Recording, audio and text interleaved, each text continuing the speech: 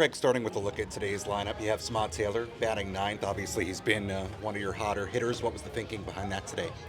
Yeah, just trying to bounce him around a little bit, find out the best spot for him to impact the game the way he's been impacting it with his speed, bunting, stealing bags, stuff like that. I think maybe putting him, that second time around in front of Toddy. Toddy likes having someone in front of him that's got some speed. So see if that, jump starts the offense even more than what it already has been. Staying on the offense, Fernando's been really good. Merrill's been really good the last week or so. Manny had the big day in that last series in Texas. How close do you feel like this offense is coming to putting together an extended stretch of really good play? Yeah, I don't know if close or whatever. I think they're just trending in the right direction, and I think that's what we expected. And hopefully it's for an extended period of time. Like you said, it's not just for a couple games or a week or a game here and there, but kind of ride out the rest of the season would be really nice.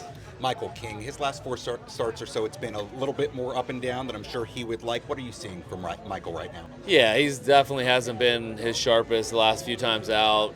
Battling command, battling that fastball command. He gets his fastball command going. That sets up his changeup and sweeper and four seam. So looking for a good two seam command, and then he'll go from there. This stretch of games coming up, both in quality of opponent and also lack of off days until the All-Star break, it's difficult on paper. What do you hope the mindset is of this group as you embark on that stretch?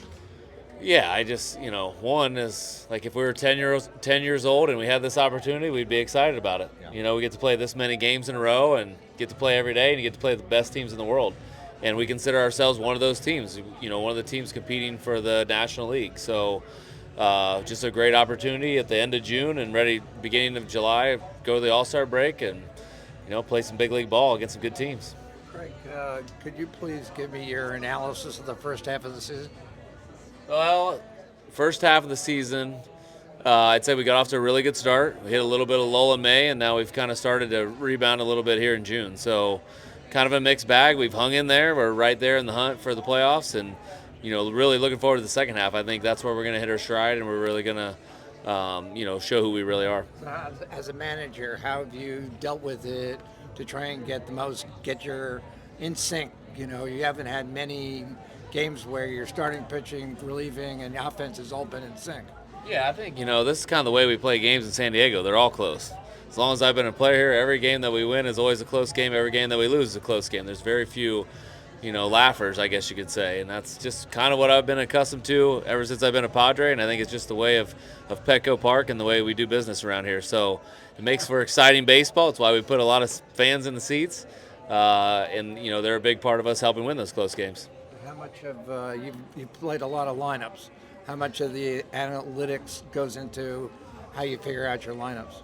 I think all information, I don't know what you consider analytics, but all information is good information that helps you make an informed decision, and then ultimately you try to do what's best for the players. What does Fermin have to do to get back out there? Like, there's still a couple more hurdles for him? Yeah, still, he's able to work out and do some things. He's feeling pretty good, but, some of the testing, the cognitive testing, he's got to pass those tests before, it could be approved by MLB to be able to play. When that's happening, Happening almost daily, every other day, that kind of stuff. So, continue to test him, continue to try to reach those baselines. it was a good sign that he showed up in Texas. Coming. Oh, yeah. I think him showing up in Texas was first day he was able to be eligible, and he had to pass a test, that morning to make it happen, and wasn't able quite to do that. So we want to be cautious with him. Obviously, we don't want to put him out there just because he says he feels good. We've got to be smart about the tests show us a little bit extra of really what's going on. Where's Crony on this all? Same thing. Crony's out in Arizona. Nice update today that he's been taking live batting practice, so he's gotten a few ABs, starting to feel a little bit more like normal, and eventually we'll get him out on rehab assignment here pretty soon. Has he been cleared from the concussion protocol or no? I guess technically, since he's starting to take live ABs, but it's still you ramp up activity, see if he can handle it, ramp up more activity, see if he can handle it. It's kind of that kind of process right now. Where are you on Musgrove, Pavetta, and Darvish? Darvish is throwing. He's at 90 feet. Yeah. Yeah. He looks pretty good, Yeah. but I don't expect him back this year. He thinks he might. Maybe. You never know. He could be Yeah. like that October surprise. Yeah. But Nick and Joe they've been throwing. They've been continually throwing. They're progressing farther in their long toss, getting closer to the mountain.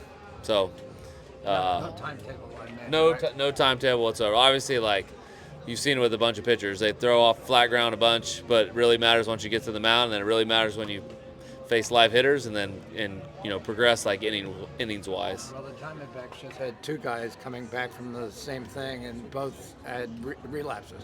Yeah, that happens a lot with pitchers. That's why we take it so slow with these guys. You guys are probably wondering what the heck they're doing, but we got to be very diligent and careful with the ramp-up process is the most difficult process. I don't wonder what you're doing. I know exactly what you're doing. What's your level of confidence that individually and collectively what we're seeing offensively is who you are and will continue to show itself for weeks and series? Yeah, I hope we're better than what we've been the last couple series. I think we are better than that. We've shown that in the past. So, these guys got another level of play that they'll get to, and eventually they'll get to, and I trust them on that. And you talk about this team showing who they are, the second half of the season. Obviously, at some point, there's going to be roster decisions, that sort of thing that need to be made. How important is it to show that now in the weeks ahead, especially the challenges that you're facing series-wise, before we get too close to end of July, that sort of thing? Honestly, last thing on my mind. We got to play good today. Keep the good feelings going, keep the good swings going, play baseball the right way. We're doing a great job on defense. We're doing a great job on base running. Bullpen's been crushing it. We get a little bit better on the mound starting pitching. We start hitting a little bit better early in games. We're going to be humming pretty good. And then the rest of that stuff will take care of itself. How crucial is this stretch, though, to prove to your GM that you guys should be adding and not just I don't staying think we have back? to prove anything to AJ. I think he knows who we have. He believes in our guys, and we're going to go out and play baseball and have some fun here these next couple weeks, play our best, and we'll see what the record is at the end of it.